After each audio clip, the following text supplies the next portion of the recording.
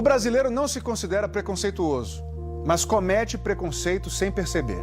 É o que revela uma pesquisa nacional Ibope que ouviu 2.000 pessoas em todo o país. 7 em cada 10 brasileiros já fizeram comentários preconceituosos. 99% dos brasileiros já praticaram ou já viram uma cena de machismo. 97% viram ou praticaram um ato de intolerância racial. 97% também para manifestações de preconceito contra gays, lésbicas, bissexuais e transexuais. 92% dos brasileiros já praticaram ou viram algum ato de preconceito contra pessoas gordas. É a chamada gordofobia. E quais as frases preconceituosas mais ouvidas pelos brasileiros? Ela tem o cabelo ruim, em primeiro lugar, citada por 70% dos entrevistados.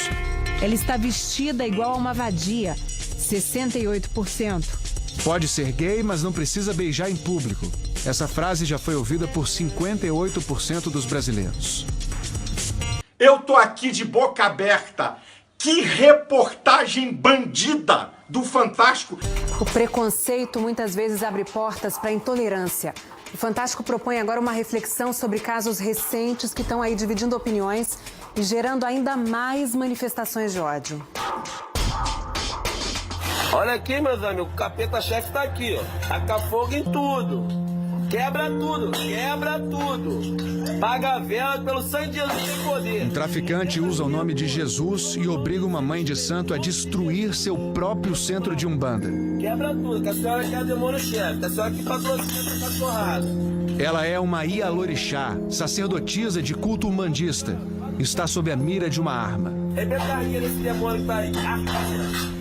Foi há 3 semanas na Baixada Fluminense. Em apenas uma delegacia da região, 7 casos desse tipo estão sendo investigados.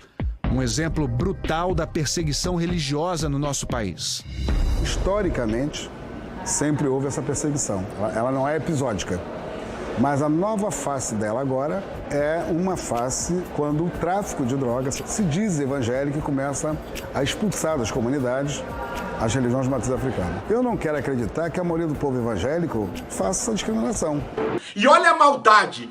Pegam a questão da destruição de centros espíritas, que ninguém concorda com isso, de bandido, de vagabundo que faz isso. Se nem o Estado controla o tráfico de drogas, somos nós evangélicos? Tentando dar uma vinculação de que esse assunto é de evangélicos. Nessa semana, uma exposição que seria exibida no Museu de Arte do Rio Mar foi vetada pela prefeitura da cidade. A acusação é que os quadros seriam impróprios por conter referências a símbolos religiosos, a pedofilia e a zoofilia. 270 obras de 85 artistas brasileiros foram censuradas, proibidas.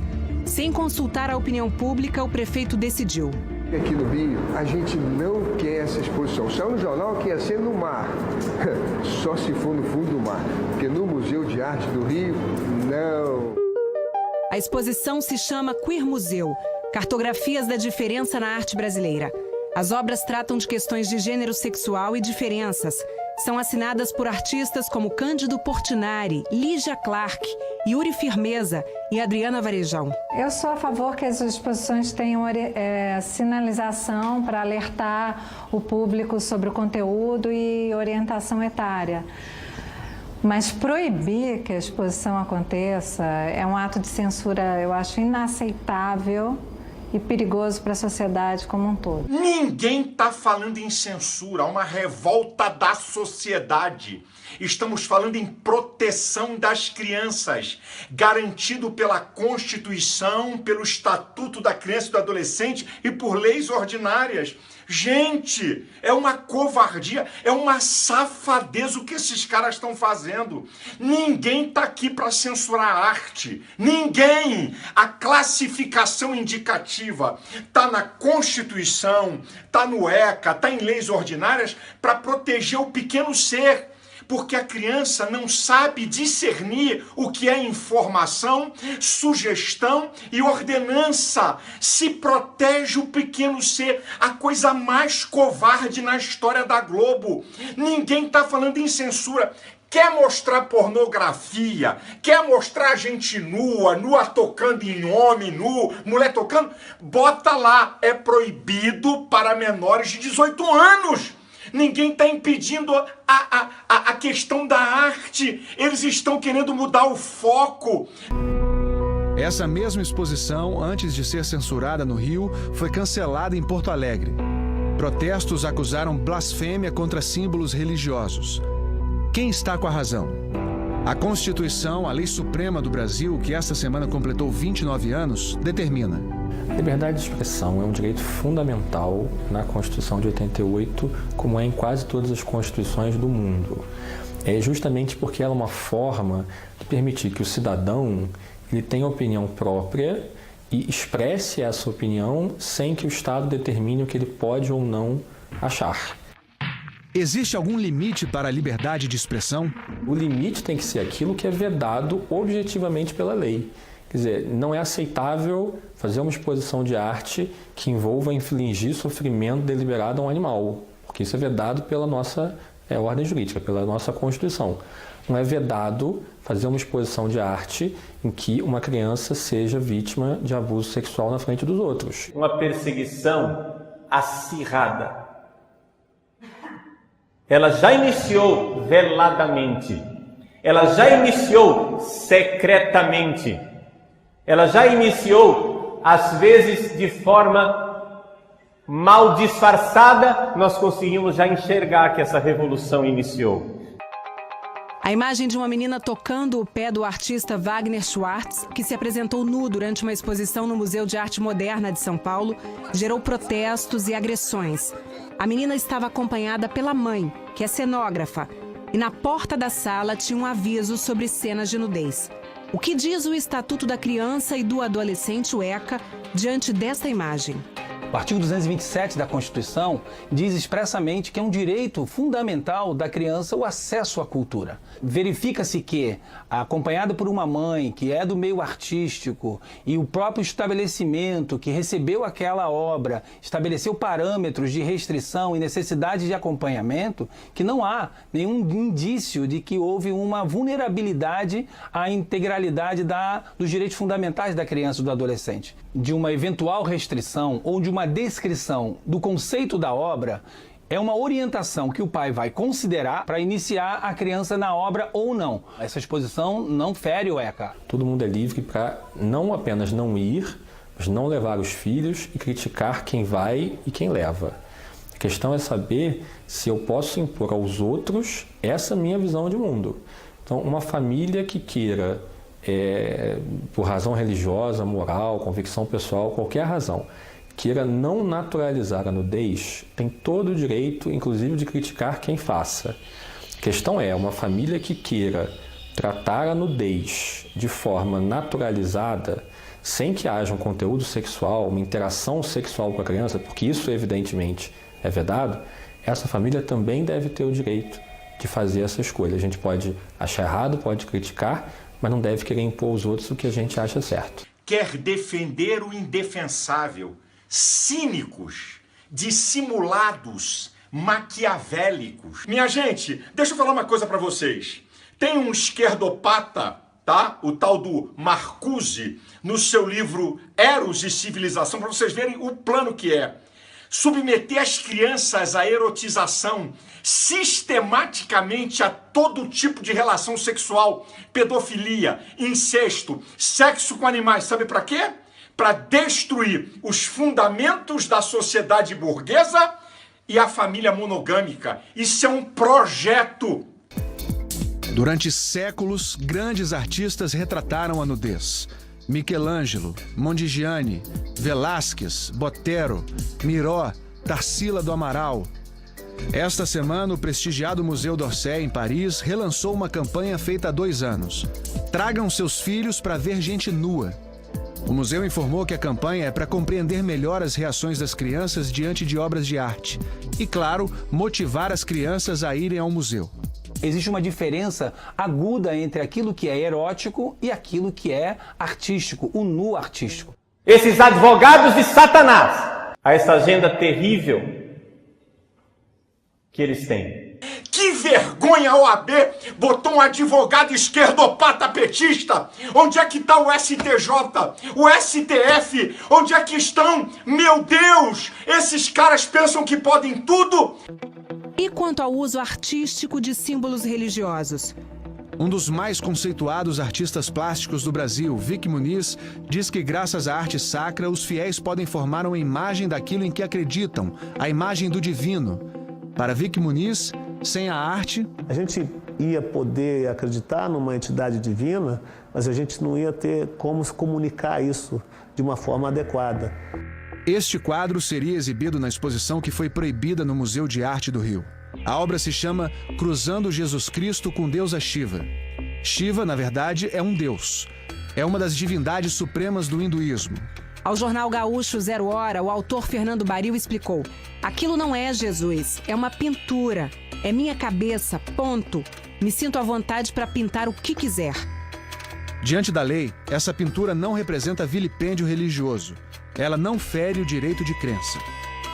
Proibir o que seja polêmico é o oposto da liberdade de expressão, da liberdade artística, da liberdade de informação. A arte, a expressão, por definição, sempre trataram de temas polêmicos, desconfortáveis, desagradáveis, até repugnantes para algumas pessoas. Portanto, proibir porque não se gosta do conteúdo é a censura artística, ideológica, política que a Constituição veda taxativamente, com muita ênfase. O Estado não tem que ser o censor para dizer o que tem ou não valor artístico. Não estamos contra a arte. A arte e a religião estão no limite da lei. Ninguém é acima da lei. A lei proíbe expor crianças a isso, esse pequeno ser indefeso. Que vergonha esses artistas. Que vergonha a Rede Globo. A mãe de santo perseguida por traficantes não prestou queixa à polícia. Mas o delegado da área encaminhou a denúncia ao Ministério Público. Pelo sangue de Jesus tem poder.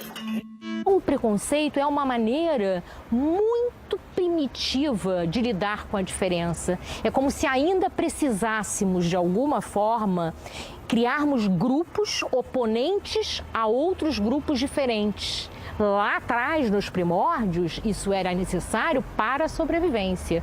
Hoje não é necessário para nada. Pelo contrário, o mundo é feito de diferenças.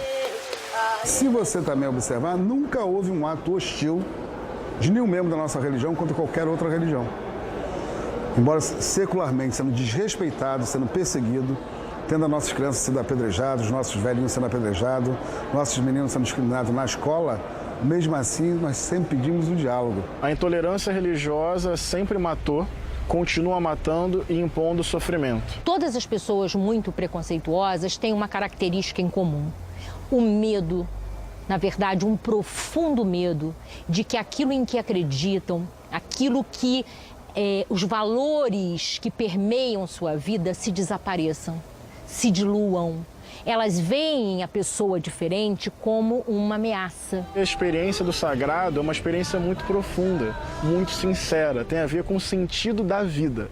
Então, quando você é limitado, quando você é violentado simplesmente por exercer a sua fé, é o seu íntimo que está sendo violentado, é a sua verdade mais profunda que está sendo impedida. Se o Brasil caminhar para esse desenho que eles querem de sociedade, todas as pluralidades, todas as liberdades serão caçadas.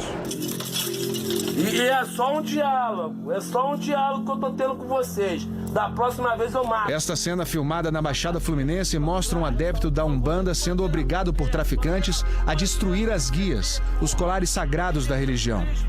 Ele veste uma blusa com a imagem de Jesus, que também é cultuado na Umbanda com o nome de Oxalá. Mas primeiramente você pede licença a Jesus. O traficante usa o nome de Cristo e ameaça um homem com um taco de beisebol onde se lê diálogo. É só um diálogo que eu tô tendo com vocês. Que reportagem bandida! Tentando botar no colo dos evangélicos como se fôssemos nós. Há uma revolta, uma indignação do brasileiro. Fica aqui o meu protesto, a minha indignação. Vamos protestar. Que vergonha, Rede Globo! Todos os cristãos, todas as cristãs são discípulos e discípulos de alguém que sofreu com o ódio, a intolerância, a tortura e a violência.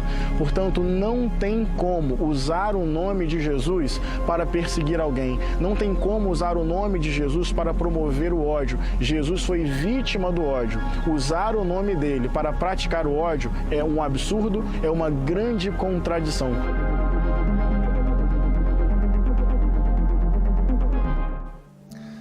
Caetano Veloso falou hoje em Belo Horizonte sobre os casos recentes que têm ganhado repercussão nacional e defendeu a liberdade de expressão nas artes. Estão fazendo uma onda de censura mais ou menos extraoficial, né? Tentando trazer o poder oficial para apoiar essa censura, mas é uma coisa artificiosa, né? O povo fica assustado pensando que alguém está fazendo alguma coisa no sentido de, sei lá, produzir pedofilia. Não há nada de pedofilia, nem coisa nenhuma, entendeu? A arte. Tem que haver uma resposta da necessidade de liberdade da sociedade, porque sem liberdade não há respeito, entendeu? E sem respeito não há equilíbrio. Então esses que estão dizendo que estão lutando pelo equilíbrio, pelo respeito, eles estão querendo matar a liberdade, o respeito e o equilíbrio. Eu vou fazer um desafio aos artistas da Globo.